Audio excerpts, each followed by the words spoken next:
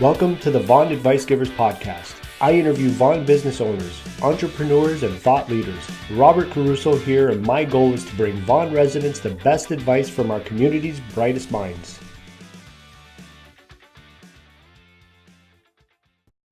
This podcast is brought to you by the value-driven approach to sell real estate, a practical guide to protect yourself from real estate greed and bank an extra $30,000 in profit by thinking like the great Warren Buffett.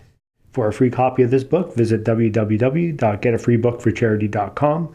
That's getafreebook4charity.com. Episode 19 is with Neel Dani from Chorus Music Academy. Neel is the co-founder and artistic director at the school. As you'll hear in the interview, he lives and breathes music and has been since he was young. This is a family business, and they put a lot of time on research and planning to ensure their students have the highest quality experience possible while learning their passion. Enjoy the interview. Welcome everyone to another episode of Vaughan Advice Givers. This is Robert Caruso. I'm here with Neel Dani from Chorus Music. Neel, you there? Yes. Hey, Rob. How's it going? I'm here. Good. I want to thank you for joining us. And before we talk about Chorus Music School and Chorus Music and all you do there, maybe you can give us, in 3 or 4 minutes, give me a little bit of your backstory. Where did you grow up? What did you enjoy doing in your spare time? What did you do before becoming a music school or a teacher? Sure thing. Also, first of all, thanks so much for having us on the show here. Looking forward to this conversation with you, and thanks to the listeners for taking the time to listen as well. So a little bit of a backstory. I was born and raised in Toronto, and I've been living in Woodbridge for a long time now. Did the majority of my schooling in Woodbridge, and was introduced to music really early in life. And music has, for the majority of my life, kind of been the driving force. We had instruments all over the house when I was a kid, and I was encouraged to play music from a young age, just kind of, have fun with the instruments, not really anything serious, but began my musical training at a young age as well, while attending a Montessori school. And my formal training began soon after that. At the age of 8, I started doing classical guitar and classical voice training, then got into drumming, and was very active with music in high school as well. I enjoyed playing in bands with friends, and a lot of my social experiences kind of growing up from high school and beyond were, getting in bands, practicing, playing shows. And for me, that was something that really drove me towards wanting to do music full time. And now, we'll get more into it as we progress, but really the main thing I do now all day is music, live music, play music, teach music. And so I think these opportunities I had growing up really kind of put me in that direction. And so eventually I went to York. Instead of music, I initially went to study political science with the intention of becoming a lawyer. But at the same time, I took a 4th-year jazz music course and just loved it. And soon after that, York went on strike for that 2008 strike. That was during during my first year. Yeah, wow. So literally fresh out of high school. November came around and we didn't go back to school anymore. So I had a lot of time to think, as it was, about what I wanted to do with the future. And while we were on strike, I was doing a lot of working, but also doing a lot of teaching and making music. And I realized that the main thing, I had done in life up until that point, and the main thing I'd enjoyed was making music. And so it felt strange for me at that point, with York being the only, or my studies being the only kind of avenue where I wasn't pursuing music. I thought, what, I'm gonna take the steps and switch to music, and I want to do this full time and for the rest of my life. And so looking back, I did switch to music, and I think it's the best decision, or one of the best decisions I've made, because I just had such a great experience, at York studying music. I completed an honors BFA in classical guitar and world music performance. And along with those things, when I went to York, I just realized how much is out there musically, around the rest of the world, electronic music. And I just kind of became obsessed with trying to soak up as much as I could. And so I studied West African music, South Indian music, electronic music. I did a lot of dance accompaniment, and just loved everything, being involved musically. And so throughout this time, knowing that I wanted to pursue music, my family and I eventually moved towards setting up the school, Chorus Music Academy, which we'll talk a little bit more about as well. But while we were doing that, and while we actually did set up the school, I continued to study what's called ethnomusicology for my master's. And it's kind of just a fancy word, really. Broadly speaking, it's studying the relationship between music and culture. And so I got to study a lot of cool stuff: African American music, pop music, Australian music, the music of Prince. I'm a big Prince fan, so I got to do a lot of research on Prince, and I found that really really fun. And so music has been a huge force in my life. And I recently graduated from my master's. I graduated in June, and now we're in our 4th year over at Chorus. And other than that, one of my main things that I'm really hoping to do is release my own original musical material, which I've been meaning to do for quite some time. And now that I'm done with school, having graduated, I'm hoping to release a 6-song EP actually later this summer, and then following that up with a full-length album, hopefully very soon. And because I write, compose, sing, I play all the instruments on the songs, and I also occasionally produce the whole thing. It's taken quite some time, but I think when it is out, it's going to be the most fulfilling for me personally, as it's just what I hear in my head is what the listeners get to hear as well, and I think that's really rewarding as an artist. So that's what I'm about, pretty much. It's pretty amazing. I mean, you're living a dream that a lot of people wish they could live. Just music all day, all night long, your whole life. It's pretty amazing. Yeah, you know what? It's I love it. I wouldn't have it any other way. It's that's pretty much all I do. I read about it, learn about it, compose it, teach it, play it, think it, breathe it, and it's awesome. I mean, there's the great thing about music is there's so much out there, and there's always something new you can learn. I'm a huge fan of kind of picking up and playing different instruments, and I've been doing that since I was a little kid. I play, around over 20, 25 instruments now. But wow. It's always fun to, just pick up a new one and kind of learn something new. And that's the amazing thing about music, or anything really. There's always something new to learn. But music, for me, I find it just it's what I like to do. So it's been a pleasure so far. It's amazing. So maybe you can tell us a story about how Chorus Music Academy started. Yeah, sure. Well, with Chorus, we actually did a lot of research before deciding to take that step to build the school. I did a lot of private teaching initially, and the idea of setting up the school came to us about 5 years ago when I was still completing my undergrad and working as a part-time music teacher. What I did is I kind of built this base of students over the years and would drive to their homes, would kind of independently schedule all their lessons and drive home to home and teach lessons, and created, like a weekly schedule based on that. And it was great. And the only issue that kind of happened was, a logistic one where it was a lot of driving. It became tough during the winters, and really it wasn't everything I had hoped I could give the students, because just we didn't have all the resources necessary being at their home, and I wasn't able to bring everything all the time that I'd want to bring to either help them learn with or teach them. And so that was one of the challenges with home lessons. It's also just not the ideal environment I found for learning. A lot of times students wouldn't be as focused in a home environment as they would in an environment that was specifically designed for learning. And so at first we thought we'd rent a small place that I could teach from, and soon realized it's almost impossible for a musician to sublease a space due to the noise factor. And so that was a huge concern pretty much everywhere we went and looked around. And so after a lot of research, one thing led to another, and Chorus opened its doors as an authorized Yamaha music school in January 2013, but this was done after a ton of soundproofing.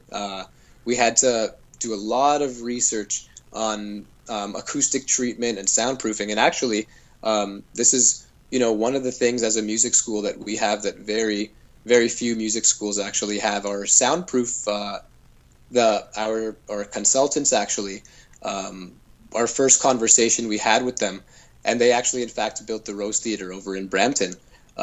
We called them and they said, you realize this is going to be the first and the last conversation that you have with us, because dozens of schools have called us, but they've never called back because the price to, soundproof and the expense that it's kind of required is just, it's too extensive for music schools to want to go through with it typically. And so we ended up doing a lot of research and finding a way to maximize our soundproofing. So we literally have, drum set lessons going on with 2 drum sets, a room beside a singing lesson, and no one's interrupted just because of our extensive soundproofing. And that was actually one thing where, it's awesome, because you'll look inside and see people going full blast, on 2 drum sets. They're wearing soundproof headphones, and they're also at the same time playing over, speakers which are blasting music at them. And someone will come in the front door and say, hey, do you guys have music lessons going on right now? And so it's awesome. Yeah, it's great because it's for the students. They should be in an environment where they can get the most out of their lesson, and not out of somebody else's lesson at the same time. But also a lot of soundproofing allows us to do things like teach with 2 drum sets, which a lot of schools don't do, or teach with acoustic drum sets, which a lot of schools don't do just because of the noise factor. And so it's just lets us do so much. In fact, it's let us build, the performance hall that we have in our space as well. So we do full out concerts on a bi-weekly basis, and it's a really good time. It's amazing. So other than the challenges of getting the soundproofing done, was there any other challenges while starting the business? You know what? The soundproofing was probably a really big one, just because, like we said, a lot of schools hadn't gone through it. So finding the right way to go about it was quite a challenge, even during the actual building process. A lot of times the sound engineers would go a little bit less powerful in the soundproofing than we were hoping for, because they just didn't take us seriously initially. And that was one area where my dad really kind of stepped in, and our place is built like a tank thanks to his research and expertise. So I mean, that was one of the things we really wanted to make sure we did very precisely, because then we couldn't go back and rebuild again and soundproof again. So we wanted to make sure that was kind of done to a T. The thing about soundproofing is too, drilling something as simple as drilling a hole in a wall to hang something up will mess with the soundproofing. So the exact places we made holes in the wall to even put acoustic panels and install the acoustic panels, those kind of things were just done with extreme precision. I mean, other than that, it's we just passed our 4th year, and we've been blessed to have an amazing run so far. We've had amazing support from our students, from our parents, from the whole community around us, really, and it's been awesome. The only other challenge I would say that we really face right now is finding exceptional team members. So that's one thing we're really proud to have at the school, but it's also one thing that has been very difficult to kind of find. And so we really look for solid musicians, but who are also passionate and skilled teachers that can connect with the students and relate to the students and inspire the students. And so at our school, typically, if someone was to walk into your ordinary music school, a lot of times the very tried and tested perspective people have is you'll go into a school, do a piano lesson, and typically your teacher may be an older, more conservative teacher, and it's a very kind of rigid process. But we have a lot of young teachers. They're performers, they're singers, they're songwriters, they're producers, and so it gives the students a chance to kind of connect with a younger teacher who they can relate to in many respects, but also find relevant in what they're doing, but also in perhaps their interests and in their musical endeavors and things like that. So it's our teachers have been it's a little bit of a challenge in terms of finding the right teachers, but the great thing is it's hard to come by, but we're fortunate in that we've so far been finding amazing teachers, and our team is absolutely awesome. So it's been great so far. That's good to hear. So let's pretend we can go back in time Sure. before you started Chorus Music. Knowing what you know now, is there any kind of advice you would have given your former self? You know what? That's a good question. Let's see. I guess we'd say build some more classrooms. That would be one thing, because we're already kind of reaching maximum capacity on a bunch of days. We have 8 classrooms right now, and so what we've done is a lot of classrooms are multi-purpose. A lot of them function as group classrooms for group programs. We have like our Yamaha program or Kinder Music program or our concert hall. But in making these very large rooms, while we built the school, because we had the chance to build it, custom design the school, one of the things was, do we make a very large space or make a number of small classrooms? And we eventually did decide to make a few more larger spaces to allow students with performance opportunities in the school and just give them things that they wouldn't get elsewhere. But if we could go back in time, we'd somehow try to have to do the impossible and squeeze a bunch more classrooms in there and try to stick that concert hall in there as well. That's funny. Yeah. So take me to a time, Neel, when you thought, wow, I'm making a difference. Sure. You know what? The awesome thing about this business and this experience that we've been fortunate to have over the past number of years is that it's such a rewarding business, this music school. And my mom has been saying that day in and day out since we opened the school, and I've felt that day in and day out since I started teaching.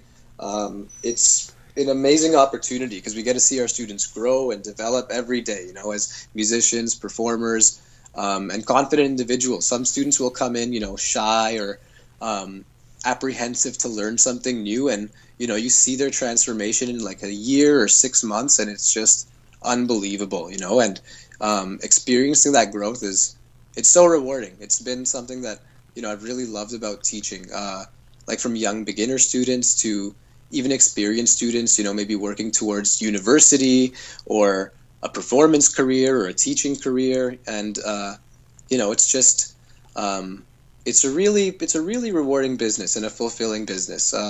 For example, one of my students, she's been singing, performing and learning at the school since the age of 3, I believe. And she's now 6 or so, and she actually learned how to read through her vocal training, because she didn't even know how to read when she came to the school. But, from singing songs and reading the song lyrics, she learned how to read. And she, since she was 4, she's known that she wants to be a singer when she's older. And it's like the drive this little girl has, it's unbelievable. I've never seen anything like it, and I get emotional just talking about it because it's so awesome. It's so awesome to see these kids doing these amazing things. And she's wanted to be a performer, since we've known her, and she's always working at it, always working hard. I've done 1.5-hour lessons with this girl, and she's 6 years old, and it's amazing. Another student I have, a longtime student, he recently started classical guitar studies at York, which is what I went to York for too, and now he's also teaching at Chorus as well. And so, it's kind of, things have gone full circle, and that's another thing that's been so rewarding about this. I've seen kind of how this works as a student, seen how it evolves when you're a teacher and you're teaching students. And the coolest thing I think that's happened is teachers, from my past, my elementary school teachers and my secondary school teachers, are now supporting this business too, and they bring their kids over and their kids are taking classes at our school. So it's been an awesome experience the past 4 years. And there's so many rewarding stories, but I guess I'll have to stop there for the sake of time. I actually, Neil, I know you've mentioned your dad a little bit, but we Hmm. didn't talk about your mom, Nita. Maybe you can just mention a little bit about her, what she Sure. brings to the business or to the table there. Definitely, definitely. Yeah, so Nita's the director of the school, my mom, and the great thing about Chorus, and I think one thing that really sets us apart as a business is just the awesome team dynamic we have as a family, and the individual strengths that we all kind of have to make this business what it is. And so my dad, he's not involved day to day, but he's really kind of like the crew. The crew, and my mom and I would say are more like the cast, where my dad's in the background dealing with a lot of the financial aspects, legal aspects, and my mom is there day in day out, at the front handling scheduling. She's an exceptional manager with a focus on building long-term relationships, and she provides from what I've seen, the best service and learning experience possible. And she's very experienced in that end. She was customer service manager for over 25 years and an ISO quality auditor for a number of years. And so I think she's really bringing that to the school, and that's something that's really helping drive us forward. And then on my end, I kind of handle the musical and artistic side of things, our curriculum, our program development. But I would say my mom is really, at the front end in terms of scheduling and customer service and all those day-to-day areas that really are important for a business like this. Yeah, it sounds like you guys make a really good team overall. Yeah, I say we work like peanut butter and jelly. It's a really good team, and the great thing is we all have different strengths, but all those strengths are needed and so important, to a business like this. So we're all able to come to the business from a different perspective with these different strengths, and I think that's really what's helped us take it to this level in 4 years. That's great. So Thank you. I want to dig a little bit deeper. Sure. So imagine you're dropped on an island, and on this island, there's no other music schools like yours. List all the benefits of them using your services. Okay. Well, that's a good question. I mean, the benefits of our services. Music. I find personally is it's just one of the most amazing things. It's a universal language that everybody can really participate in or share. And so, from the perspective of being on an island, let's say musical instruments didn't exist or music education didn't exist. Even if we had nothing, and we were stranded on a remote island, we could use some sticks, hollow pieces of gourds or shells or bamboo, and create instruments. And after that, it's once you have an instrument, you can teach it. You don't even need to teach an instrument. You can teach the voice. Such speaking and the voice is such a fundamental aspect of human life, and that's music. Rapping, speaking, spoken word, all of that essentially is music. And one very broad general definition we received in university, the definition of music is humanly organized sound. So any humanly organized sound can be perceived as music. And so, music is something that literally every culture has a form of music, a musical ritual. And so especially, something like an island, I think music would be something that can be used as a healing force, a form of therapy, a form of relaxation. It really, depends on the context that it's chosen to be used for. But in terms of education, I feel that there's always a place for music, especially just because things, for example, like drum circles, a very participatory form of music making, may not, be for musical growth or becoming a professional musician, but for something as simple as socializing and having a good time and bonding. And so I think that 5 to 7 things that music would be used for in this case would perhaps be for, a spiritual practice, a healing force, a form of therapy, a form of relaxation, an educational experience, obviously, and then as well as a performance and participatory experience as well. Thank you for sharing. Does that kind of answer the question? Sorry about that. It does, absolutely. Perfect. So one last question before we wrap up. So Sure. Think of an internet resource app like Google Calendar or Evernote that you couldn't live without. Sure.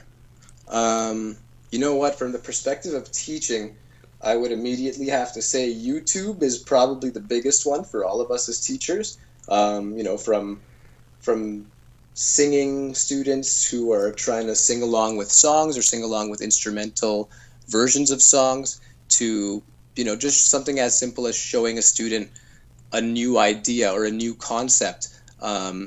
Instead of playing it, sometimes if you want to, show a band performance or a group performance, it's so easy these days to literally dial something up on YouTube and show a student something. In the past, sometimes you'd have to say, okay, go home and just try to search this up on YouTube and find it and let me know if you watch it and let me know what you think.